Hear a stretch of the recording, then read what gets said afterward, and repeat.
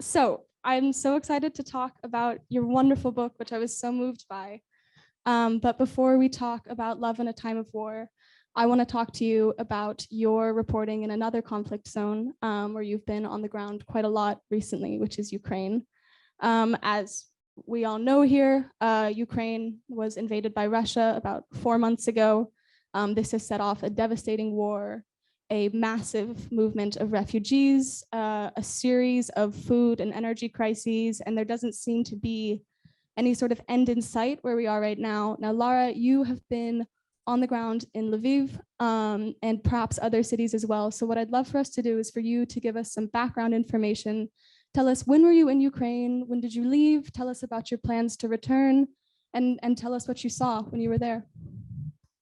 Thank you, Emilie. And I also want to thank all of you for coming out on one of the hottest days of the year. I really appreciate it. And particularly my old friend Tala, who's une amie de 40 ans, and my friends Raymond and Lynn. Thank you so much for coming. I went to, well, when the war started, as we all remember, on Thursday, the 24th of February, and I had asked my editors on the Monday, it was fairly obvious there was going to be a war, and I had said, can I go to Ukraine? And they said, well, let's hold off for a little while, let's see what happens. And when I woke up on the Thursday morning and I turned on the radio, it was like a kick in the gut. I'm sure you all felt the same way. And I sent an email saying, can I go now? And they said, yes. And initially I was going to try to fly to Poland and then take a bus or a train in because all the airports closed immediately. But a Ukrainian friend suggested that I go with the minivan that leaves from the Ukrainian church every Sunday. And it takes this, wow. Yeah, exactly. It takes 30 hours to get to Lviv. Oh, wow. And they bring Ukrainian sausage and beer from Lviv to Paris for the Ukrainian community. And they usually take back perfume and clothes and things like that to sell. And I thought, great idea. My editor loved the idea. And we knew there would be probably Ukrainians going home because of the war. So I organized this, and I spent nearly 30 hours in the minivan with 4 Ukrainians. We picked up a couple more on the way. They were construction workers, most of them. And I heard their life stories, and they were all going back because they wanted to fight, you know, wow. and they did admit that some of their friends did not want to fight and were staying in Paris. But it was, and it's just amazing how close you can get to people in 24 hours in a minivan, sleepless night and so on and so forth. And first I concentrated on the refugee story. Very heartbreaking to see thousands of women and children. First, I saw them on the Polish border pouring out of coaches and trains, many of them weeping as they came down the steps of the buses. And there was a big parking lot where they arrived. And a surprising number of them carrying pets with them, dogs and cats. And in Lviv, in the Lviv train station, I spent a whole day there talking to refugees. And the one I remember most was, I called her the Madonna of the railway tunnel, this beautiful young woman. She had 4 children. Her father, who was over 61, because Ukrainian men of fighting age are not allowed to leave, of course. And she had her grandmother, who had actually been deported by the Soviets to Siberia. Wow. And you know, had lived through the Second World War and then the Cold War. They were all with her. They were all huddled in this railway tunnel, packed with people waiting just to get out. And they were from Dnipro. I'm going to see her husband next week, actually, in Dnipro. She was called Maria, and it was just so tragic because she had a lovely life. She was a judge for tennis championships. She'd been a tennis player. Anyway, so I don't forget her. There was a Ukrainian piano player, quite a concert pianist, who was playing one of, you know how they put those free pianos in train stations, and he was playing magnificently in front of the train station. He said, this is my contribution. I feel that music cheers people up. This is what I want to do for them. There were other refugees from Kyiv who were men who could not leave the country, but who were volunteers to help the refugees find tents. Lviv is a spectacularly beautiful city, and the streets were extremely crowded because the population had gone from 700,000 to close to 1 million. Wow. Because it was just swollen with refugees. Mm. And there were some shortages in the shops, but by and large, life in Lviv was not difficult. There were air raid sirens almost all the time, and most people ignored them. But it could be, at first it was very jarring. Yeah. And there were a couple of missile strikes while I was there, Wow. not on the city center, which was where I was, but one out near the airport. And there was also, they also hit a base where foreign fighters were training. People who joined Zelensky's group. I should talk faster actually, because I'll get bogged down in everything I did in March. But I stayed for a whole month. I did one of the most moving stories to me that I did was the death of I called him a warrior journalist, a man called Victor Dudar, who had been the defense correspondent for the main weekly magazine in Ukraine. And as soon as when the war started, he said to his wife, he said, it's better to be a widow than to be married to a coward. And Wow. he joined up and he went to fight in Donbass and he was killed. He was one of the first. There have been 32 journalists killed now in Ukraine. Wow, it's quite chilling. And he was one of the first to be killed. And I attended his funeral and I interviewed his wife and his daughter next to his grave. And I did a very interesting piece for me anyway about the Orthodox Church and how it's been split by the war in Ukraine. Anyway, but there's never enough time, and I always have more ideas than I do time, basically. So I wanted to go back and finally convince my editors to send me back and to give me a little more freedom to move around this time. I'm getting up at 5 in the morning and taking a cab at 5:45 to the Porte Maillot to get the bus to Ryanair in Beauvais, to fly to Krakow, to catch the bus to Lviv, where I will be around midnight tomorrow night in Lviv. And then I will take a train from Lviv to Odessa on Friday night, an overnight train. It's a huge country. You don't realize how big. I think it's bigger than France. And if it is ever allowed to join the European Union, it would be geographically the biggest country in the EU. So I've got 4 in the 2 weeks I'm going to be there. I've got 4 overnight train rides of between 9 and 11 hours. And I was very fortunate in March to find the world's most wonderful interpreter fixer. If any of you have been journalists, you know how important that is. And it's especially important in a country where everything is written in Cyrillic. And you can't read anything. You can't even read an address. I should learn the Cyrillic alphabet. Maybe I will this time. But Nazar is amazing. The other thing that's amazing about him, he's 30 years old. He is a tech wizard. And I found this over and over in Ukraine. They're just streaks ahead of us. I mean, maybe younger people here are as good at it, but it's a handicap to me. I'm not the internet generation. And Nazar is just a pro at organizing Zoom interviews and booking train tickets and this sort of thing. So we're going to Odessa. In Odessa, I want to do a story about famine because, as you probably know, one of the huge events in Ukrainian history was what they call the Holodomor, which was the famine in 1932-33, which killed, well, the estimates vary, as they do for the Irish famine, indeed, but probably 5 million people. And that was imposed, that was Stalin did that deliberately. And now this war is also creating famine. So I see a very strong parallel there. And I'm interviewing the head of agriculture for the region. So we're gonna talk about wheat and the wheat that is stored in the port in Odessa and can't be exported because the Russians are blockading the Black Sea. And actually it's the Ukrainians who've mined the port. And I also want to do a story about culture, about the history of Odessa, which has a fabulous history. I mean, it was founded by Catherine the Great at the end of the 18th century. The Duc de Richelieu, not Cardinal Richelieu, who we would all know of, but a descendant, I think a grandnephew or something, anyway, actually designed the city. And so it has spectacular architecture. It was a strongly Jewish city. A third of the population of Odessa was once Jewish. Sadly, many of them perished in the Holocaust. but it was the biggest Jewish city in the Soviet Union as well. So I'm seeing an old man called Golubovsky, I think his name is, who's Evgeny. He's called the living memory of Odessa. He's a historian. And I've got an appointment to see a painter in Odessa. I want to talk about de-Russification, which is one of the results of the war. Could you explain what that term means? Sure. Well, Ukraine was part of the Soviet Union well, actually, they got independence very briefly for a couple of years right after the Bolshevik Revolution.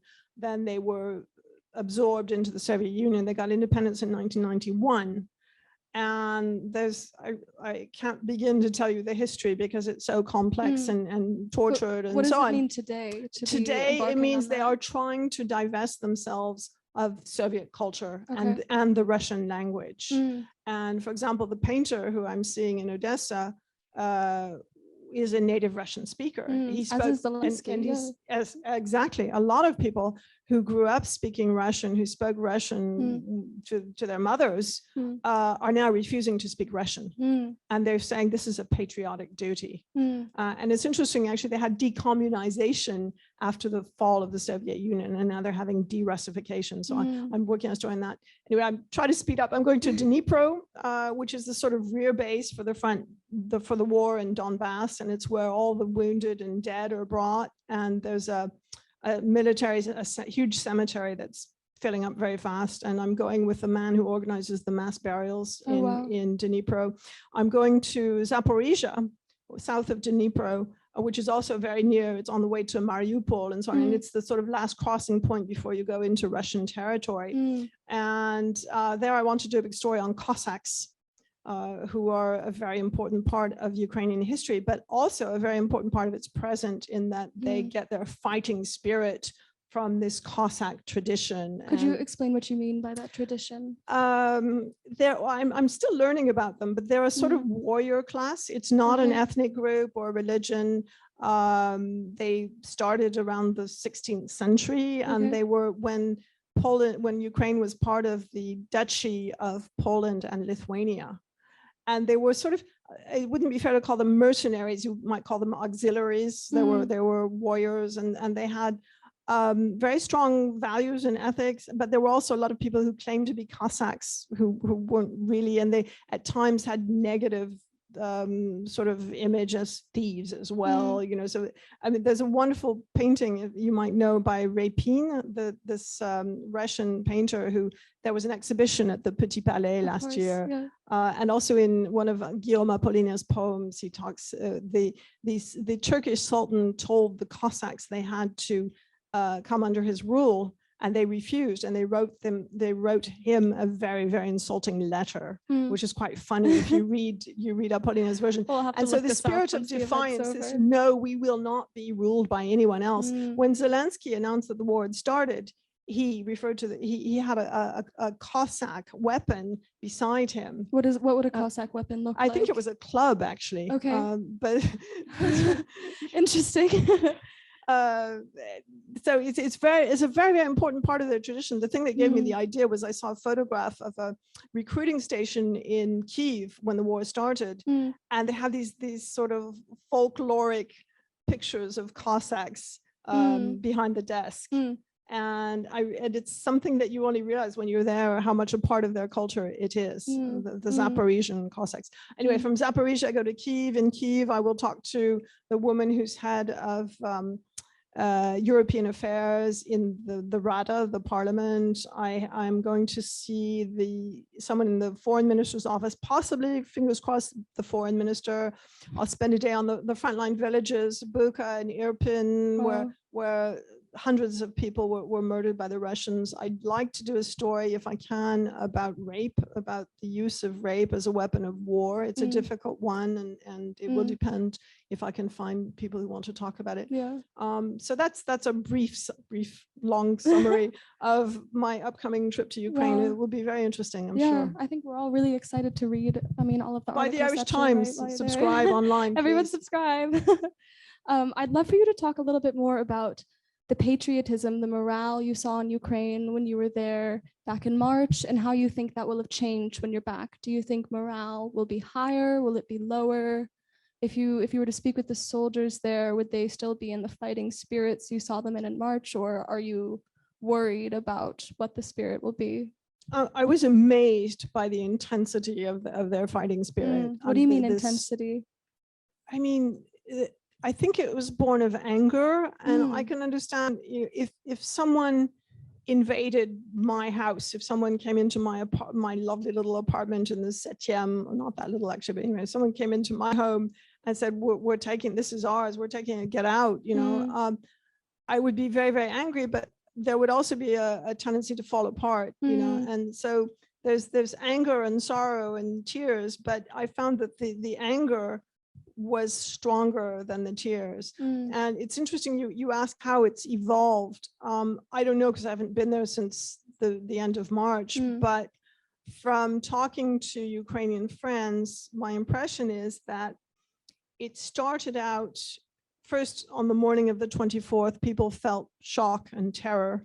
I think we all did. Then, yes, but then within very, very quickly, the Ukrainians felt almost euphoric. And that was kind of the stage when I arrived, when there was like, we'll kill the bastards. I so mean, you think that the euphoria stemmed from a desire well, I think it came from to come together and to overcome this. Yes, and it was very much a unifying factor as well, because Ukraine, like any other country, has divisions, political divisions, cultural divisions, between East and West mainly. But according to my interpreter, and I sense this from things I read and people I've talked to, it has kind of settled in, the euphoria has come down, and it has settled into a realization that this war could last a very long time, and a sort of resignation but acceptance of it. And I think the people who've stayed, and you have to remember there are 6 million Ukrainians outside Ukraine, but the people who've stayed know that they're in this for the long haul. They know they can't, the adult men can't leave anyway. And they're just kind of gritting their teeth, and they're going to face it, and they're going to do it, and they'll give it what it takes. One of the big sources of tension between Ukrainians and Western leaders now is that there's pressure, certainly on the part of, say, France and Germany, to end this war, because it's destroying all of our economies, and it's creating famine, and it's just devastating for the whole world. And the Ukrainians are under pressure to give up much of the 22% of their territory now is held by the Russians. And there's a very defiant spirit, and they sort of think, who are the French or the Germans or anyone else for that matter to tell us to give up our territory? You know, we're not going to do it. And the problem is they need weapons from us, from the West. So do you think that they can maintain that standpoint, or do you think that they're going to have to concede to European pressure to end this war? I wouldn't venture a prediction. I've often found, I've covered quite a few wars, as you've found in the book, and very many, yes. You never know how they're going. You never know when they're going to start, and you never know when they're going to end. And obviously we all want it to end soon. And certainly in the beginning when I was there, I just kept thinking, please God, let somebody kill Vladimir Putin tonight. You know, let me wake up in the morning and have this all be over. And I think all of us felt that way.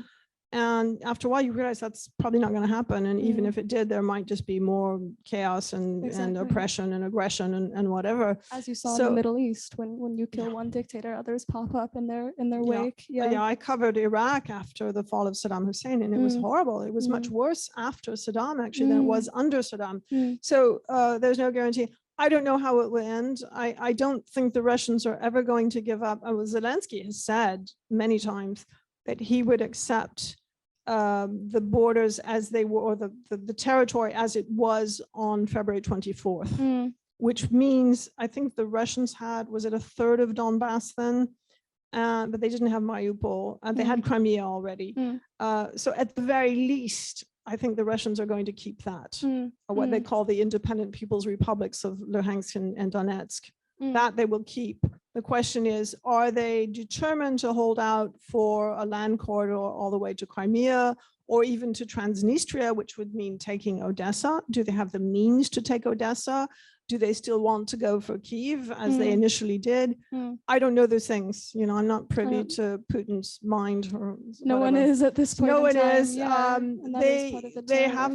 They suffered some big military setbacks. They got driven back from Kyiv. So maybe Putin will just, you know, at some point in the next few months say, okay, that's enough. I'll stop now. But we don't know. And so, Lara, when you visited Ukraine in March, did you think to yourself, did you ever picture that 4 months from then you would be returning to a continued scene of war? Or did you think that this was something that was going to end in a matter of hours? I mean, how does the Ukraine you're returning to differ from the one you pictured in the future when you were there in March? The war has changed in that it was, when I was there in March, it was, the whole country was kind of engulfed in it to the point that the director of my newspaper wouldn't let me leave Lviv, which was probably the safest place there was.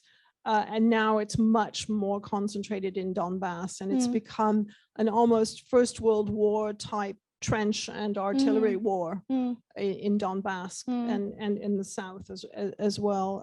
The Ukrainians keep saying they're going to start an offensive to retake Kherson in the south, which they may do momentarily. But it's changed strategically in that way. They still lob the odd missile, you know, on Zaporizhia or Odessa or even Lviv. I mean, there's no place in the country that's really safe, but the nature of the war has changed in that way for the time being. I'd love to, that's so interesting. And I'd love to switch to talking about your wonderful book, but really quickly, I just want to ask you a little more. You mentioned that 32 journalists have died reporting in Ukraine. Could you go more into detail about the dangers that both Western and Ukrainian journalists are facing from reporting on the ground? I think the majority, almost all of them, were killed in combat zones. Wearing flak jackets and helmets, which give one a misleading sense of security. Pierre Zakrzewski, who was a cameraman for Sky News, was an Irish citizen, and he grew up in Dublin. And although I didn't know him, I'm quite sure I'd seen him in wars. He worked a lot in Iraq. He was a lovely guy, had a beautiful smile, the mustache, probably in smiling eyes. And there was a lot of grief in Ireland. He was married to a French woman. He was actually half French and half Polish, but Irish. And that was one that hit me very hard. There was a young Ukrainian woman from Sky News who was with him. The identity, and then Viktor Dudar, of course, the Ukrainian journalist whose funeral I attended. I know there was one woman who was in her apartment in Kyiv and it was hit by a missile, you know, so her building was hit. But a lot of them, I think the French one who was killed within the last week or so was in Donbass. Certainly the insurance, which my newspaper took out, says specifically, I cannot go into Donetsk or Luhansk or Donbass, or, you know, it says it in big letters, you know, the insurance doesn't cover you if you go there. There was a French journalist in a humanitarian convoy from near Kramatorsk, I believe, which is sort of towards the east. And he was in a bus with a bunch of refugees who were being evacuated, and it got hit by a Russian rocket or missile or artillery shell. I'm not sure which. Very sad. He worked for BFM television. And that's interesting because that's different from the dangers that Ukrainian and Western journalists are facing. Seem very different from the situation that Russian journalists are in, which is something that you've also written about in the Irish Times. I think you wrote about Dmitry Muratov, if I'm pronouncing him correctly, in the Noyova Gazeta. If I've pronounced that correctly. I don't speak Russian, so please forgive me. But sounds good to me. Thank you. So could you explain what that situation is and how that might be different from these kind of deaths that are happening in the war zone? You remember the journalist Anna, someone tell me her last name. Politskaya, bravo, Tala. Anna Politskaya was from the Novaya Gazeta, which was Muratov's newspaper. And she was murdered, 8-10 years ago, quite a long time ago, because she kept uncovering dirt about Putin's regime, and especially the war in Chechnya and the human rights abuses and so on. And she was murdered in her apartment building in Moscow. And the assault on independent journalists in Russia has been constant, and hundreds of them have left. And at this point, there are no, I interviewed a guy called Daniel Belenson for this piece, who runs something called OVD Info. OVD is a police station in Russia. And he says there is basically no independent media whatsoever left in Russia. And the journalists have either given up journalism and taken other jobs, or they have gone into exile. And most of the ones in exile are in the Baltic states or in Poland, where they continue to report. And Novaya Gazeta, of course, is as well. And Muratov, the journalist you mentioned, who was the top man at Novaya Gazeta, he refused to leave Russia. And he boarded a train after the war started in Ukraine. I think it was in February or March. He's a Nobel Prize winner. He's a Nobel laureate. In fact, he auctioned his Nobel Peace Prize for, do you remember how much he got? He got something like 64 million, I think, for his Nobel Prize, to contribute it to support for Ukrainian refugees, which was very noble of him. But anyway, he got on a train in Russia to go to his hometown, and a man burst into his compartment and doused everything in red paint, including Muratov himself. It was quite frightening and ugly. So it's constant intimidation, threats, and risk of attack and even murder. It's interesting, yeah, that it's the kind of specter of the danger that could happen to you, right? It's the intimidation, the threat, the thought that it hasn't happened yet, but it always could, wherever you are, in the sense of never being safe. And that's interesting to me, because that reminds me of the experience you seem to continually describe in your book, Love in a Time of War, this idea that wherever you are, you never know where there could be spies watching you. You never know when your partner could be kidnapped. And so you're never able to sit back. And even it's different from being in the active war zone, where you know where the danger is, the moments where you're removed from it, and you don't know where the danger could be lying for you, but it might appear at any moment. I'd love for us to transition to your book, Love in a Time of War, talking about it. I know you've prepared an excerpt for us, which you can read for us now. Sure. Well, this book, I'll tell you very briefly, I wrote in, was it last year? It was last year. I can't believe it now. In fact, Tola drove me to Orly Airport. My late former husband died in October of 2020, not of COVID, although they suspected that. I was pretty devastated, even though we weren't in touch anymore. He had remarried, but I'd spent the most intense 15 years of my life with him. And I wrote a piece about him shortly after the funeral in Dublin, just describing my life with him. And it was seen by this publisher in London, who, through my agent, asked me if I would write a memoir, and I agreed to. Well, actually, initially I refused. I thought it would be too painful. And then I couldn't stop thinking about it. And I was going for walks every day, as we all did during the lockdowns. And I found myself writing it in my head. And so I gathered up 50 kilos of archives. Wow. And I have a little house in Ireland. I went to Ireland, and I just sat down and wrote for 3.5 months. And this is the result of it. I thought that Robert was an extraordinary man. He is the best journalist I've ever known, and I think one of the best ever in the history of the world. And he taught me everything I know, frankly. And I often think in Ukraine in March, and I'm sure I will think it going back the next 2 weeks, I often wonder, what would Robert do if he were here? But I thought I would read for you a very short passage describing the way describing him physically the first time I met him, which was in Damascus in December of 1983. And I was a young researcher, associate producer for 60 Minutes program, CBS News. And Robert was already a very, an award-winning London Times Middle East correspondent, very famous for his coverage of the Middle East. And I'd been reading him every day for at least a year or two in the London Times. And so I arrived in Damascus. I hadn't a clue about the Middle East. And I had the good fortune to meet Robert Fisk right away. So here's a description of the Robert whom I met in the Ministry of Information on a cold December morning. Right, oh, you're so good. Planned ahead. Thank you. we're in the minister's office in this high-rise modern sort of ugly building. And I should say that the Syrians had shot down a US airman, Lieutenant Robert Goodman, if my memory is correct. And yes, Robert O. Goodman.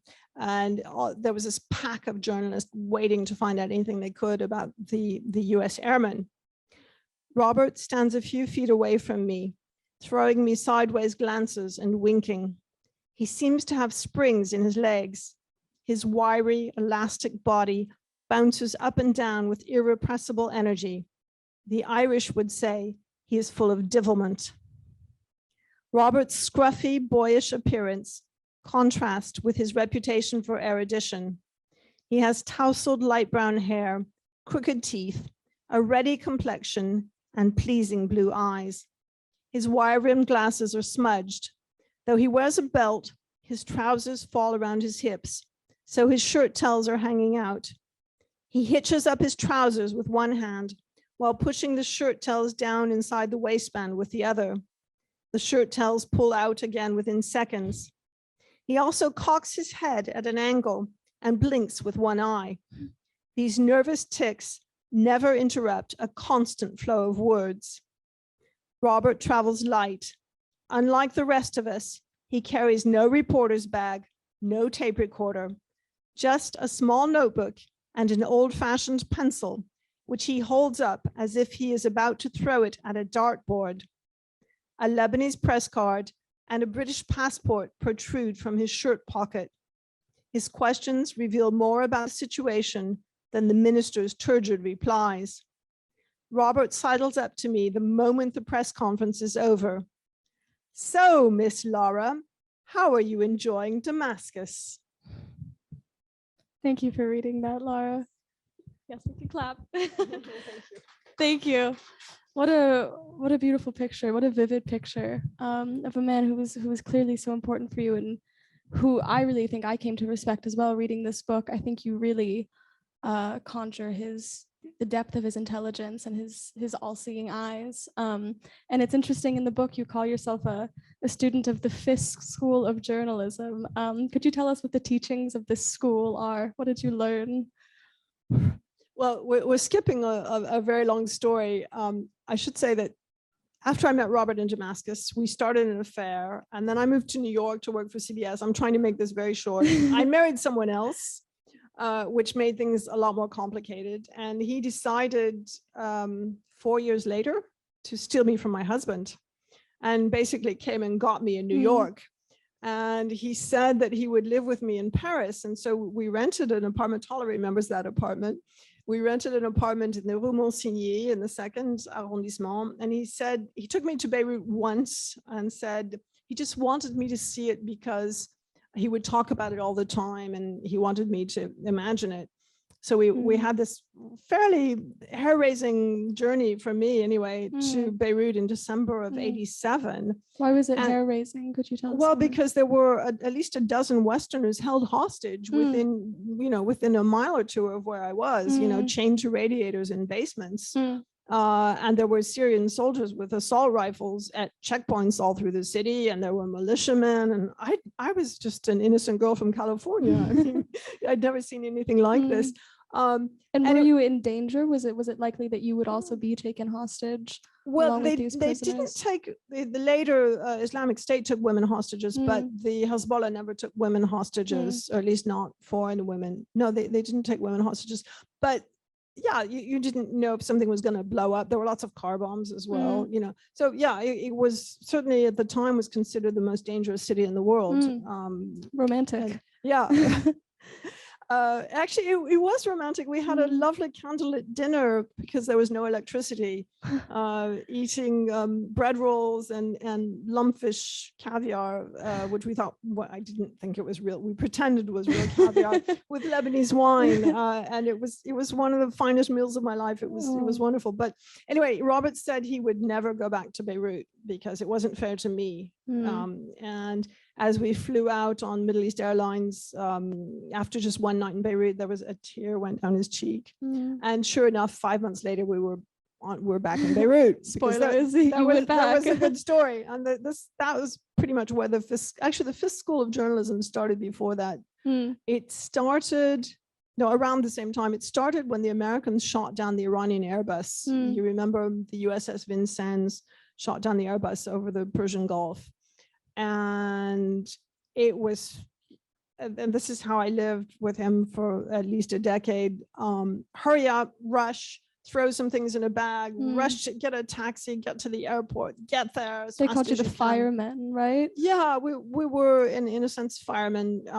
And Could you explain what that term means? A fireman is a journalist who does exactly that, who rushes to a story. And we like to think, especially Robert wanted to be above that, because after a certain amount of experience, you want to be able to think about stories and sleep to a decent hour in the morning and that sort of thing. But that never stops. I mean, even now, as in my principal role as France correspondent, if there's a terrorist attack or something blows up in Paris, I've got to go there and do it now. You should have been there already. You're never there fast enough.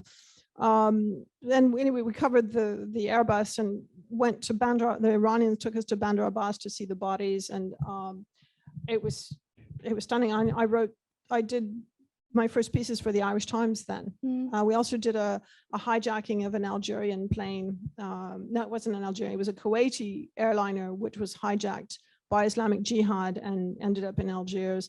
And anyway, I guess the real Fisk School of Journalism was Beirut, because we ended up moving there in 1989. I was the Financial Times' contract stringer, and General Michel Aoun had started his so-called War of Liberation, and we got shelled every night for 6 months. And it was a lifestyle I had never imagined, living very often without electricity, without running water. Just in the thick of it. Yeah. And we were pretty much on the front line, because we were 200 or 300 meters from the shell of a Sheraton hotel, which was a billet for Syrian soldiers. So it was often targeted. And there was one particular night, which I called the night of the apocalypse, when the General Aoun tried to destroy it.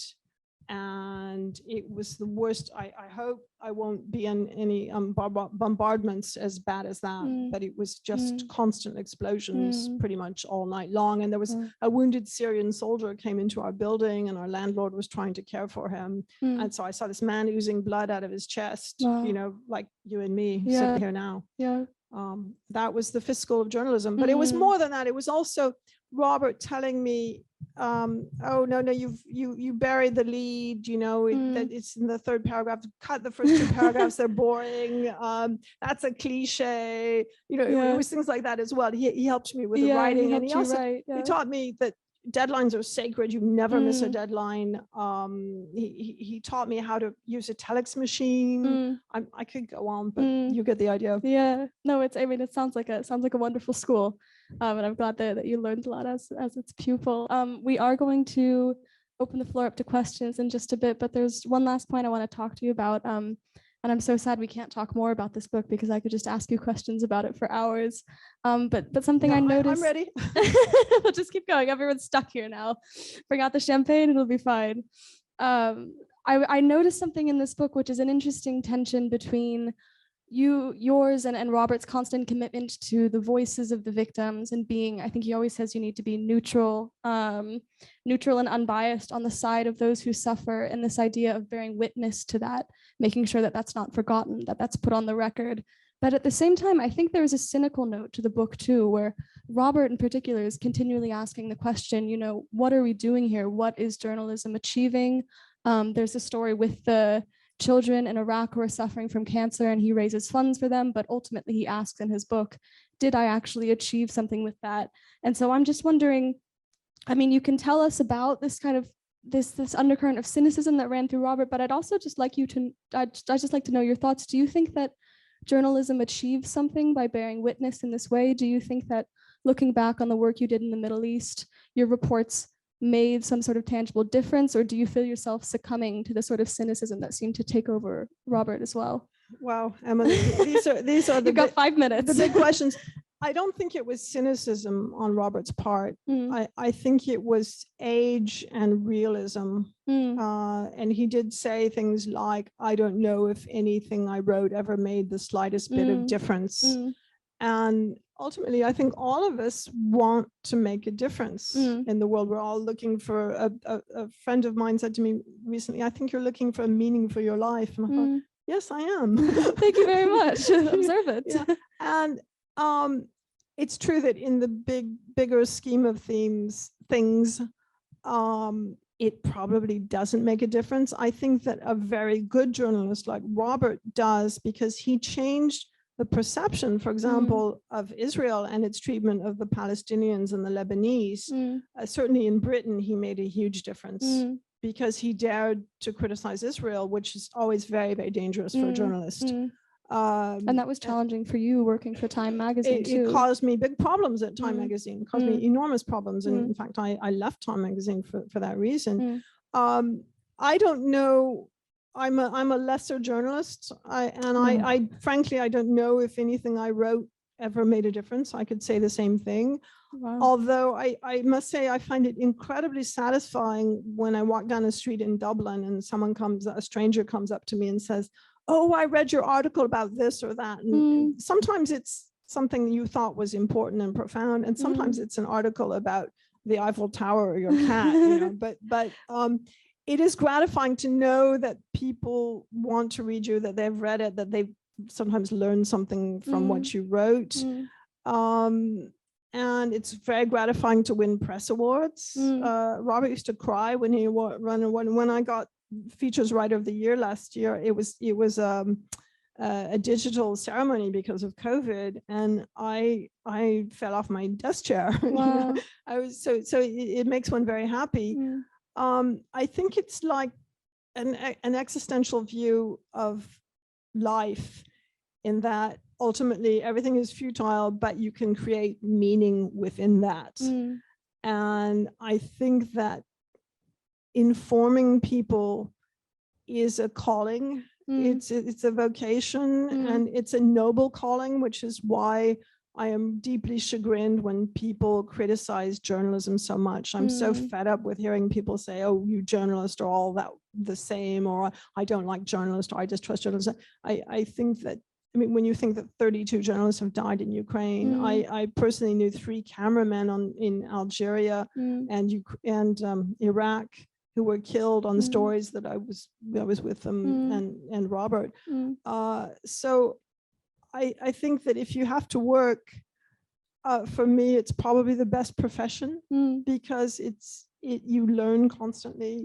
I had a dear friend, Claude Loriot, he was the Middle East correspondent for Le Figaro and died sadly in 2005. But he used to call going to the Figaro office going to school, because he said that going to work for a journalist, you're going to learn every day. That's lovely. And that in itself is meaningful. Is a kind of is meaningful. Exactly. I totally agree. That's wonderful. Thank you so much, Lara. Can we get a big round of applause, please, for Lara Marlowe? We now have a very small amount of time left for questions. So I'll turn to the audience first. If anyone has a question, now's the time to raise your hand very high. I see someone in the back. I'm coming over now. I've got a microphone for you. Is that Nicholas? Yeah. Hey there. I recognize your voice. I couldn't see you, but I recognize your voice. Thank you very, very much for tonight. What do you think about the revolution in artificial technology and how it affects journalism? And what do you think Robert would say about it? First of all, what do I think about it? I mean, it's made our job at the same time much easier and much harder. I mean, it's much easier because the internet is just an incredible resource for doing research and for fact checking and even spell checking, and it's a hell of a lot easier sending your story by email or directly into your newspaper's computer than it was, you know, typing it out on a rickety telex. I mean, it's light years away. The technological advances are absolutely stunning. It's made it harder in the sense that everybody knows everything already. And I was very struck in Ukraine in March. This was the first really totally digital war that I'd covered, where everyone has a smartphone. Every refugee has a smartphone. And they're talking, you know, in the old days, when we had satellite phones, for example, journalists would often allow refugees to call their relatives, you know, they'd been separated, and they were desperate to do that. And they would queue and they would fight over who got to call next, because they hadn't had any contact with their relatives for weeks or months. And now everybody knows everything all the time. And so it's become a challenge to tell people something that they don't already know. That's the short answer anyway. Thank you very much. Do we have any questions on Zoom? Not yet. We have a question up here. Wonderful. Hi. Thank you so much for speaking. It was really, really interesting. You paint like so many beautiful pictures and haunting pictures of your time. And as you, I think it was very striking the way you spoke about being a fireman. And so you have lived through many experiences that none of us here will probably ever experience or have. But I wonder, do you ever feel like you missed out on the more, I suppose, traditional? Are there things that you feel like you've missed out on? Do you mean, do I wish I had got a job in a bank? There are times when I've sort of thought, well, what would it have been like to have had children, for example? I didn't have children, and it was, I suppose, a conscious decision, but it was also that I just never had time, you know, and there were times when I regretted it. I don't regret it now when I see the state of the world and global warming, and I think life is very hard for young people these days. And I think that it would just kill me to see a child of mine suffer, you know. In terms of, I look around, I have a lot of friends from university who've become, you know, CEOs of companies or ambassadors. And sometimes when I see their lifestyle, I think, wow, I could have had that, you know, but no, I don't. I would have been bored out of my mind, you know, if I actually almost went to law school. And if I had done that, I think I would have probably dropped law and gone into something like journalism anyway. But you know, one envies the perks, but not the work itself. I'd rather do what I do. Actually, there's an old Armenian man I interviewed in Beirut way back when, he was 105 years old. He was blind, and I asked him if he'd had a good life, and he said, "I hate my circumstances now, but the things I have seen, no one has seen." And I should use that as a title of one of my books, the things I've seen. And I feel that very strong. I feel I've been really, really lucky and privileged to see everything I've seen, even though a lot of it has been very grim. I've really seen a lot of the world and of life. That's wonderful. Thank you. I think we have time for one more question. Yes, I'm coming with the microphone. The reportings of Robert Fisk were really appreciated, especially by Armenians. He was courageous enough to write about the genocide and other issues that many didn't do. So it was the Turks hated him. Big loss for the Armenians.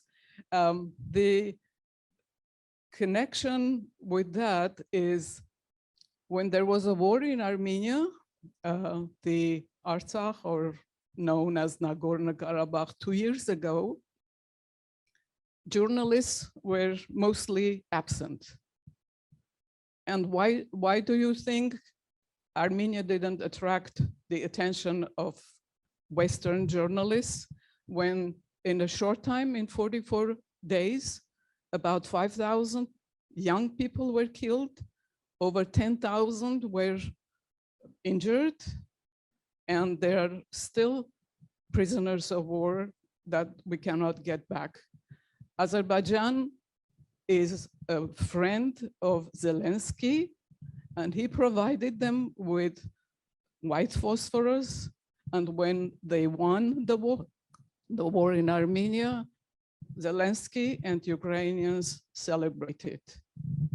And the question is, why didn't Armenia attract the attention of the West, of the Western journalists?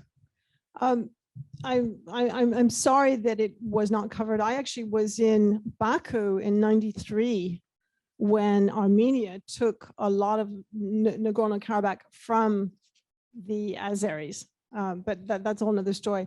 Why it's not covered? It's a very simple answer. Journalism has changed incredibly. People stopped reading newspapers. They stopped buying newspapers. And thousands and thousands of newspapers have closed in the United States and in Europe. And it is very, very expensive to send a foreign correspondent somewhere. Robert and I were both very fortunate to know the glory days of Western journalism, when you had an expense account, when you could stay in nice hotels, when you could just jump on an airplane and go somewhere and your employers would pay for it. And the television networks were the same. For example, they don't even cover Paris anymore, let alone Armenia. When I first came here after graduate school, all of the US networks had bureaus here, ABC, CBS, NBC, and they were grand bureaus on the Champs-Élysées, with views and big staffs and this sort of thing. They all closed. They're gone, It costs too much money. And it's like the telecommunications sector, for example. If you have to deal with Orange and SFR and Bouygues, that they all operate out of call centers all outside of France, and it's hopeless. And so, but journalism has become, fortunately, there are still a few flagship newspapers. You still have the New York Times, you still have Le Monde, you still have the Irish Times. There are a few, but there's a limit to how much they'll cover, and it just costs too much money. And I'll give you an example. The insurance for me to spend 2 weeks in Ukraine is 11,000 euro, which is a hell of a lot more than my salary for that period. And who can afford that? And so Nagorno, and I agree with you. It's a shame. It's really sad that very important stories are going uncovered. I often hear this complaint from Africans. Nobody covers Africa anymore, and you have thousands of people dying in epidemics and wars and all sorts of things, and it may get a line from the wire agency or something, and that's it. It's very unfortunate, and it's because people don't want to pay for it, and the business model has just totally changed. Can we get a big round of applause, please, for Lara Marlowe?